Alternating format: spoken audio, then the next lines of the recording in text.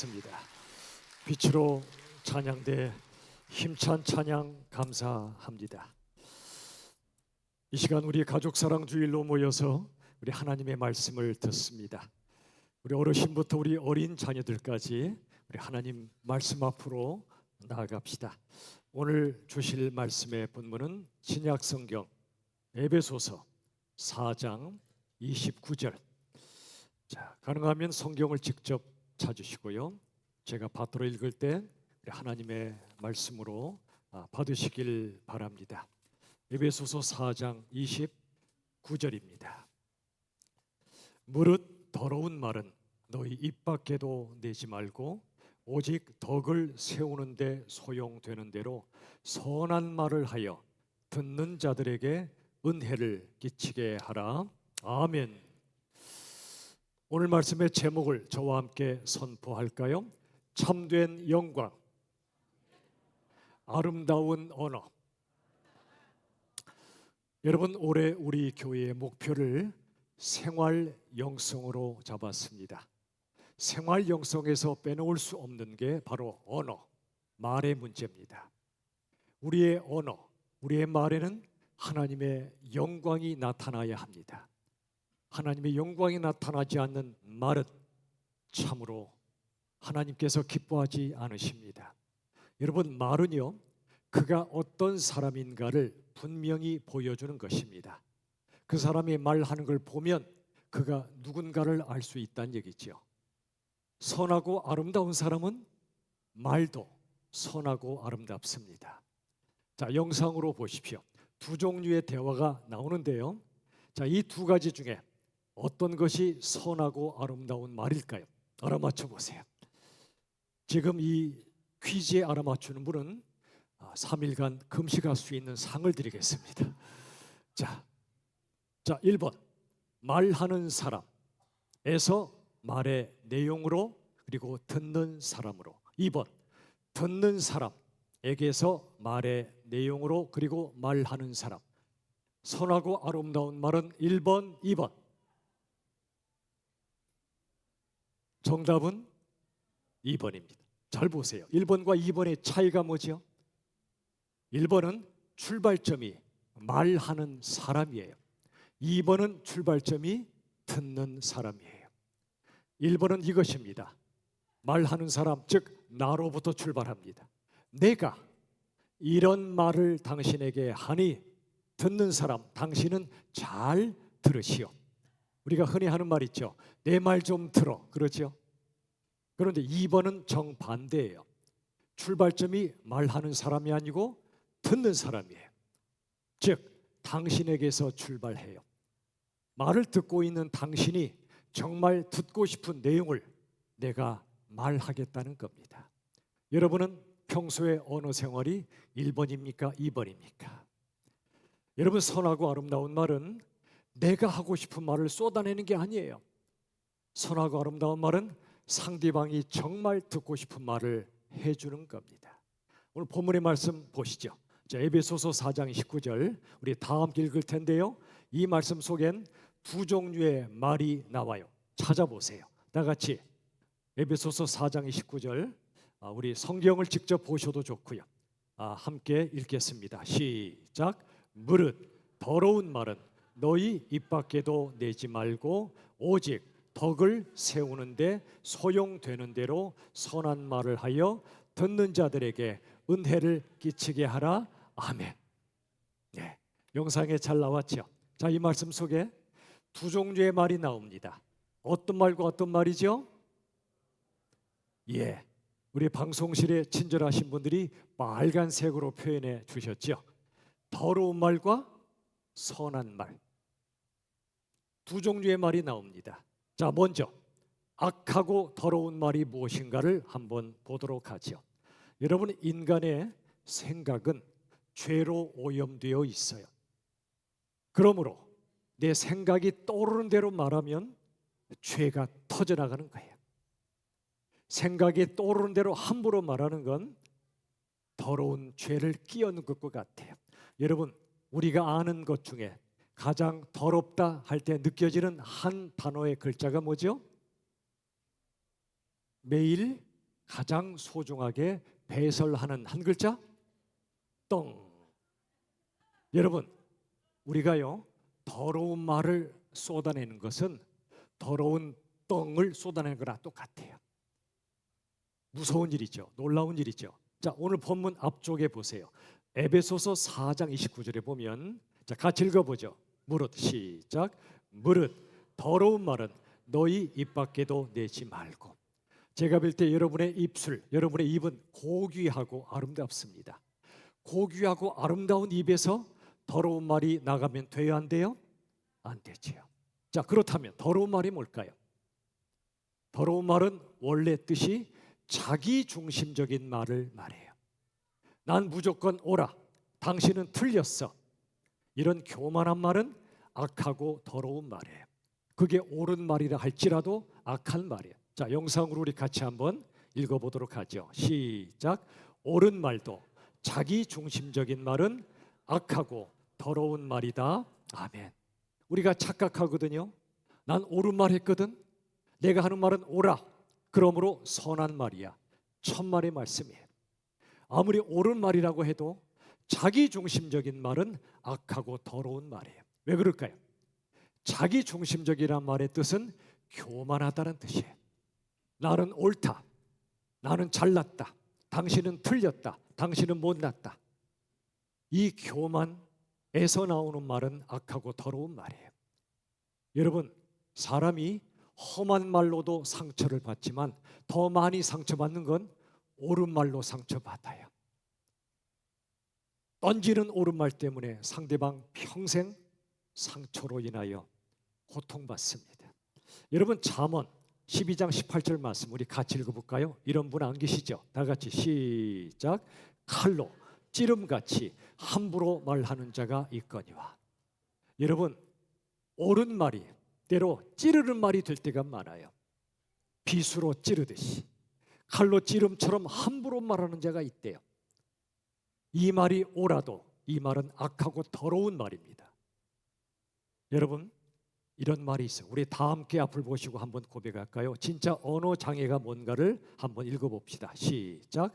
날카롭고 직설적인 말은 언어 장애이다.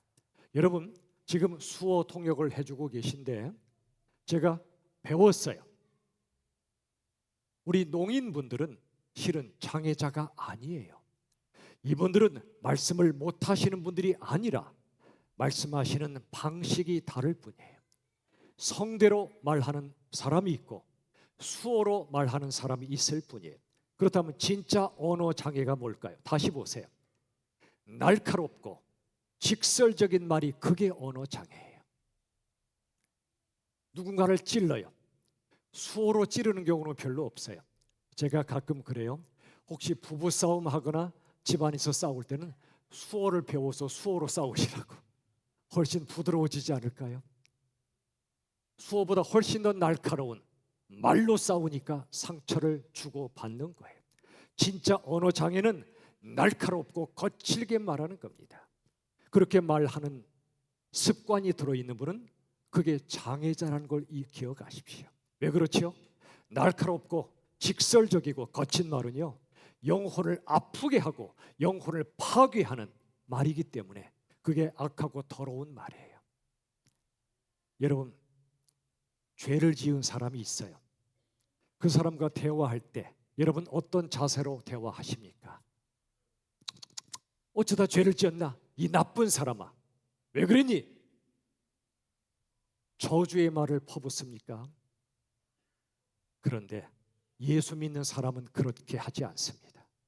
죄를 지은 사람과 대화할 때는요, 그 사람과 내가 십자가 아래에 나란히 서 있는 자세로 대화합니다. 무슨 말이죠? 십자가 아래 나란히 서 있다는 것은 그 사람과 나 두 사람 다 예수님의 십자가 은혜 없이는 구원받을 수 없는 죄인임을 고백하는 거예요. 거칠고 날카롭게 말한다는 건 당신은 죄인이지만 나는 죄가 없다는 교만이에요. 그런데 날카롭고 거칠게 말하지 않는 분은 함께, 그 사람과 내가 함께 십자가 아래에 서 있는 거예요. 예수님의 십자가 은혜를 함께 바라보는 거예요.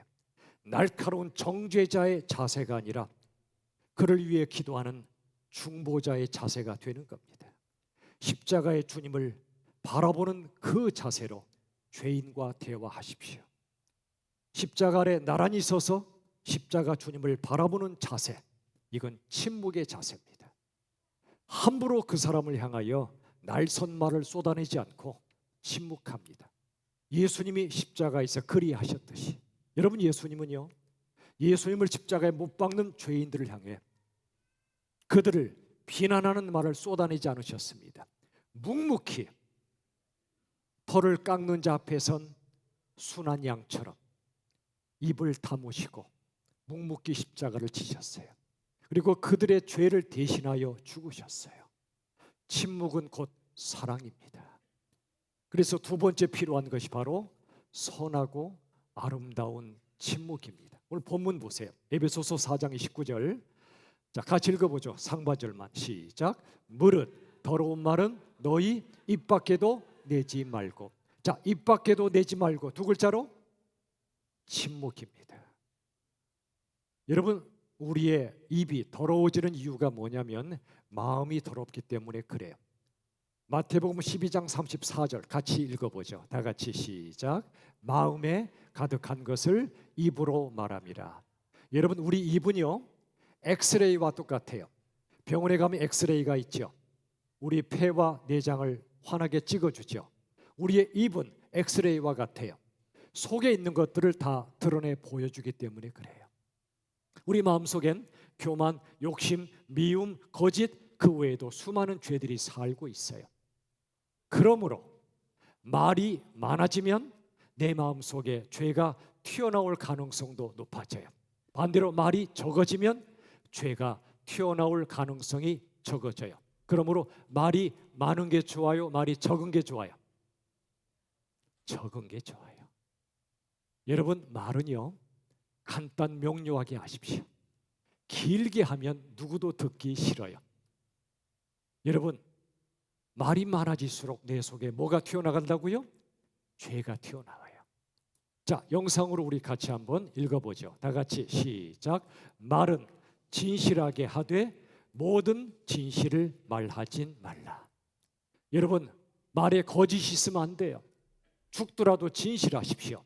그러나 말은 진실하게 하시되 모든 진실을 말하진 마세요. 어떤 분이 계셨어요. 교회 열심히 다니는 분이셨어요.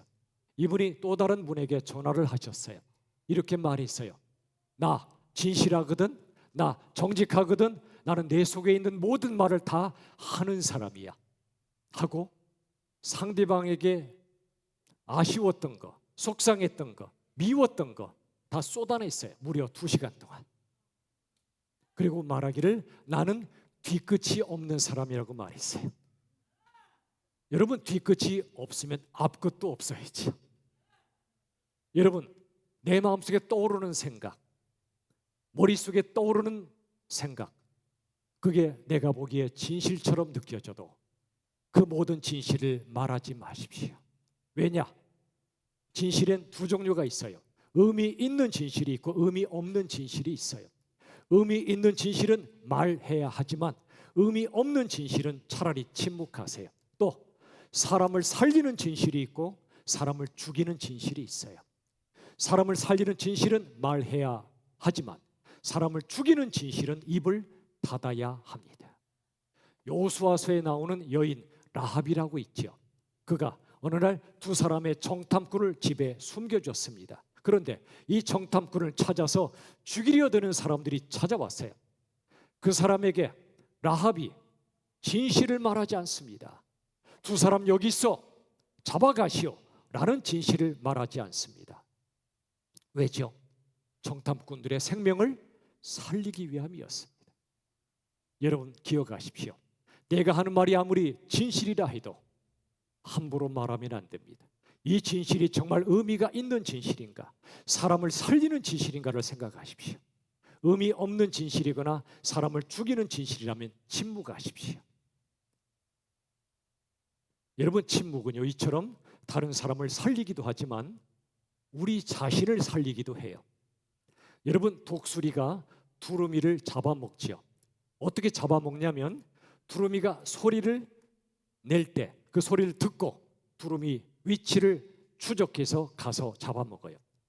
그러므로 아주 어리숙한 두루미는 함부로 소리 내요. 그러다 잡아먹혀요. 근데 노련한 두루미는 하늘을 날 때 날기 전에 조그만 돌멩이를 입에 물고 하늘을 날아요. 왜 그럴까요? 돌이 무거운 만큼 입을 열지 않아요. 침묵해요. 소리가 안 나요. 그러므로 독수리가 그 두루미를 찾질 못해요. 여러분, 이처럼 침묵은 다른 사람을 살리기도 하고 나 자신을 살리기도 해요. 여러분, 말하고 싶거든 침묵보다 더 소중할 때만 말하세요. 입을 열어야 할 때는 입을 닫는 것보다 훨씬 더 소중하고 아름다울 때만 입을 여세요. 모든 진실이라고 말하지 마세요. 그게 그 진실을 말하는 것이 그 사람을 살리는 것인가를 생각하세요. 마지막 세 번째, 선하고 아름다운 말을 하라고 말씀하세요. 자, 에베소서 4장 19절.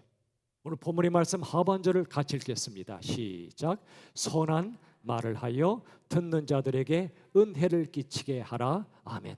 선한 말은 무엇을 끼쳐요? 은혜를 끼쳐요. 은혜를 끼치는 선한 말이 뭘까요? 적어도 두 가지가 있어요. 첫 번째, 따뜻하고 부드러운 말입니다. 한번 저를 따라 할까요? 따뜻함은 모든 것을 압도한다. 자, 영상을 보세요. 좀 풀어 썼어요. 다 같이 읽겠습니다. 시작. 따뜻한 사랑의 말은 모든 슬픔과 아픔을 압도한다.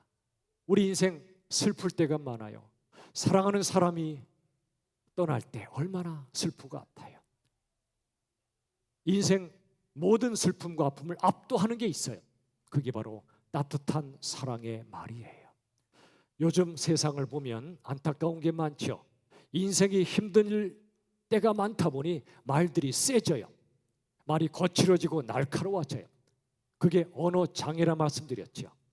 이렇게 세고 거칠고 날카로운 말이 오가면 마음들이 얼어붙어요. 시베리아처럼 상처를 입히게 됩니다. 그런데 그렇게 얼어붙었고 상처 입었던 마음을 녹여주는 게 뭐라고요? 따뜻하고 부드러운 말이에요. 알고 보면 다 아픈 사람들이에요. 몸이 아프거나 마음이 아파요. 그들에게 거칠고 날카로운 말 절대로 하지 마세요. 따뜻하고 부드러운 말을 해도 인생 짧아요. 또 한 가지 선하고 아름다운 말은 존중과 배려의 말인데 너무나 익숙하다 보니까 무슨 말인지 우리가 모를 때가 많아요. 존중과 배려가 뭐냐면 내 기준을 내려놓고 상대방의 기준을 받아들이는 거예요. 어느 아빠가 있었어요. 그 가정에서 이 아빠는 가족들을 사랑했어요. 사랑하다 보니까 가족들에게, 특별히 자녀들에게 옳은 말을 수도 없이 했어요. 그래야만 이 아이가 제대로 잘할 거라고 믿었어요. 그런데 그게 아니었어요. 아빠가 했던 수많은 옳은 말들이 거칠고 날카로웠어요. 가족들에게 상처가 깊이 박혔어요. 어느 날 이 아빠가 다행히 예수 믿는 분이어서 기도하는데 하나님이 그 마음에 알려주신 거예요. 얘야, 그대의 가족들이 그대의 옳은 말 때문에 얼마나 상처받았는지 아니? 생각해봐. 너의 자녀들 네가 집에 가면 가까이 다가오든? 아니요, 저를 피해요. 자기 방으로 들어가요. 네가 잘못한 거야. 네 기준을 내려놔야지. 상대방의 기준을 받아들여야지. 어느 날 이 아빠가 펑펑 울며 회개하고 가족들 앞에 서서 이렇게 말했고요. 그 말 한마디가 이 가정을 완전히 뒤바꿨어요. 이렇게 말했대요. 얘들아, 그리고 여보, 그동안 내 기준을 강요해서 미안해. 이제부터 내 기준을 모두 내려놓을게. 여러분, 내 기준을 내려놓고 상대방의 기준을 존중하며 그 기준을 받아들이는 말, 상대방의 기준에 맞출 수 있는 말이 바로 선하고 아름다운 말이에요. 그리고 존중과 배려의 말은 상대방의 멋진 점을 뽑아서 올려주는 말입니다. 여러분의 자녀가 예를 들어 말이 너무 느려요. 너무 느리면 속 터지고 답답할 때가 있죠. 근데 그때 답답해, 말 좀 빨리 해, 그러지 마시고 이렇게 말해 주세요. 저를 따라 할까요? 네 말은 여유가 있어서 너무 좋아. 반대로 말이 너무 빨라요. 아이가 어떻게 해야 될까요? 야, 못 알아듣겠잖아, 정신없어, 그러지 마시고 이렇게 말해 주세요. 저를 따라 합시다. 네 말은 속사포같이 매력 있어. 세 번째, 말소리가 너무 작은 아이가 있어요. 뭐라고 우리가 말해야 되죠? 안 들려, 크게 좀 말해, 그러지 마시고 이렇게 말해 주세요. 저를 따라 합시다. 네 말은 나를 집중하게 만들어. 소리가 작으니까 귀를 쫑긋 세우고 집중하잖아요. 네 번째, 아이가 말하는데 도무지 말의 앞뒤가 안 맞아요. 논리적이지가 않아요. 그런 때 뭐라고 우리가 말합니까? 도무지 못 알아듣겠잖아.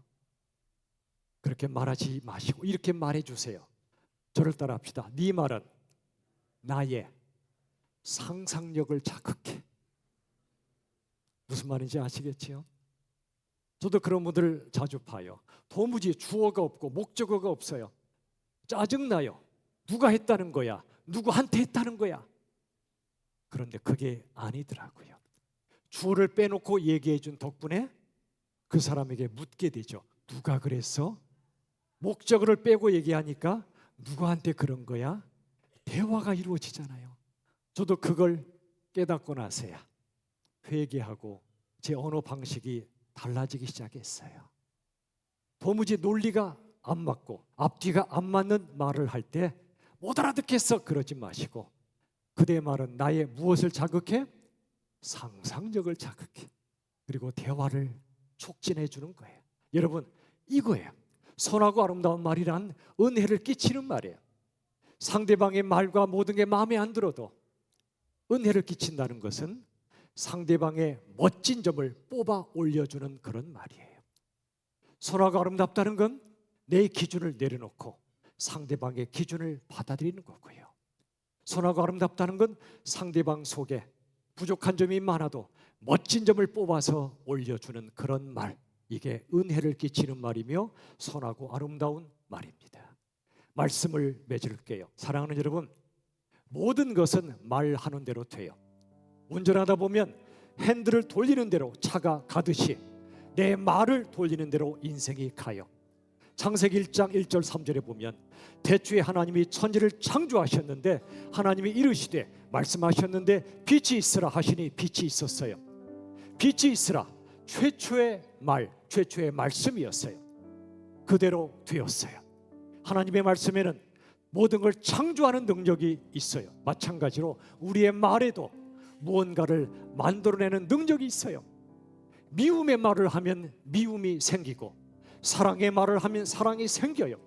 죽음의 말을 하면 죽음이 오고 생명의 말을 하면 생명이 와요. 패배의 말을 하면 패배가 오고 승리의 말을 하면 승리가 와요. 여러분, 나 이길 자신 없어, 그러지 마시고 나 질 자신 없거든. 예수 믿으니까.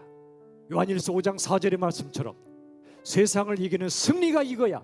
우리의 믿음이야. 나를 믿는 게 아니라 예수님을 믿어. 세상은 나보다 강하지만 예수님은 세상보다 강하셔. 나는 예수님 붙잡고 믿음으로 세상을 살 거니까 나는 질 자신이 없거든. 이길 거야 라고 여러분이 고백하시고 선포하세요. 죽겠다라는 말 하지 마세요. 배고파 죽겠다 그러지 말고 배고파 살겠다. 보고 싶어 죽겠다 그러지 마시고 보고 싶어 살겠다. 죽겠다 말하면 죽음이 와요. 그러나 어떤 상황에서도 살 거야 말하면 생명이 내게 와요. 여러분, 부디 자기중심적인, 그게 옳아도 자기중심적인 말은 악하고 더러운 말임을 잊지 마십시오. 그런 모든 말 버리세요. 그리고 선하고 아름다운 침묵을 훈련하세요. 침묵을 훈련하십시오. 그리고 선하고 아름다운 말을 훈련하십시오. 그래야 할 때 우리 얼어붙었던 마음, 상처받은 마음이 녹아질 것이고 여러분의 가정과 교회와 일터와 모든 삶의 현장이 천국이 될 줄로 믿습니다. 이게 진정한 영광이며 가장 아름다운 언어이며 말임을 기억하시고 이 설에도 만나실 때 가족들에게 선하고 아름다운 말이 오가며 여러분의 가정들이 천국이 되시길 우리 주 예수님의 이름으로 축원합니다. 제가 기도할게요. 하나님 아버지, 죄송합니다. 우리가 옳은 말을 가지고 상대방에게 상처 줄 때가 많았습니다. 거칠고 직설적인 말을 너무나 많이 해서 그게 얼마나 악하고 더러운 말인가를 몰랐던 때가 참 많았습니다. 이제는 하나님, 말은 진실하게 하더라도 모든 진실을 다 말하지 않게 하시고 그 말이 상대방을 죽이는 말인가 살리는 말인가를 생각하게 하여 주옵소서. 그리고 하나님, 선하고 아름다운 말을 할 수 있도록 도와주세요. 다들 춥고 어렵게 인생을 살아가는데 따뜻하고 부드러운 말을 하게 해주시고 내 기준을 내려놓고 상대방의 기준을 존중하게 하시고 상대방의 멋진 점을 뽑아서 올려주는 은혜를 끼치는 말을 할 수 있도록 도와주시옵소서. 예수님의 이름으로 간절히 기도하옵나이다. 아멘.